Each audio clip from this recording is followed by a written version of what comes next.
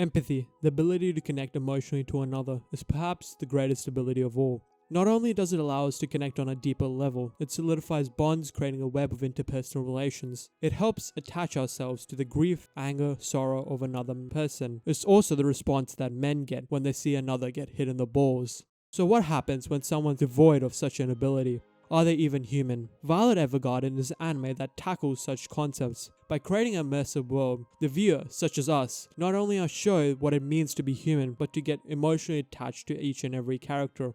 The world of Light and Shaftlick is truly brought to life. Each nuance in the story adds a layer of topping, assembling something like a mouth-watering Hawaiian pizza. Our main character, as the title suggests, is Violet Evergarden, and she's an orphan, war veteran, and an Otter Memories doll. At the start of the story, Violet is represented to be an emotionless, hollow husk, or more commonly known as a slice of dominoes.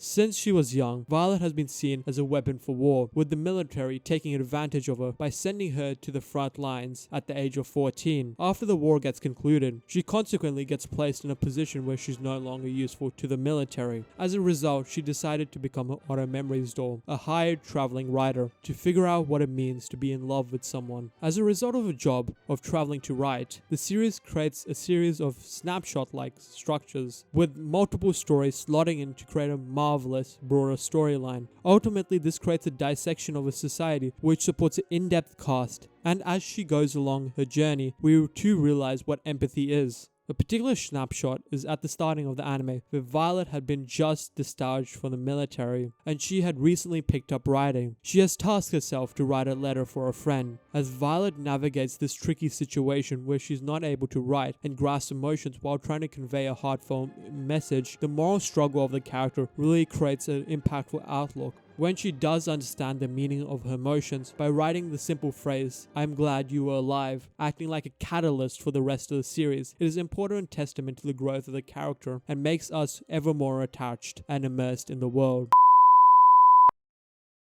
While I was doing research for this video, it came up that Violet was 14 years old. Why make Violet look like an adult? What's worse is that in the movie, she ends up marrying Major Gilbert, who's 29 years old. That's a 15-year age gap. He could literally be her dad. I'm not saying anything, but adopting an orphan girl and then marrying her sounds something like a word that rhymes with looming.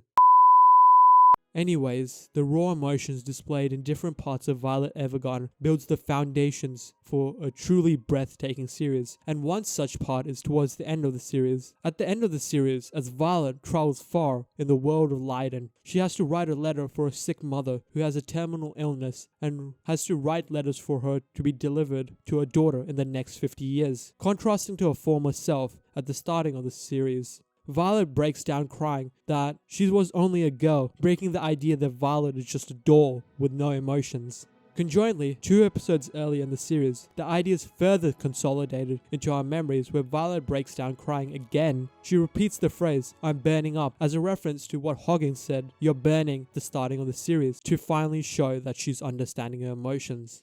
I have so much to talk about this series. The way it starts with Violet writing a letter and ending the series the same way creates a cycle. And honestly, this anime has probably been overanalyzed by now. What I'm trying to say is this: Violet Evergarden is the perfect dichotomy between side characters and character development, and it shows. As we go along Violet's journey, we're exposed to the contrasting personalities of Violet, where she can be called human, not a doll. The world is just so immersive, and I think you should watch it.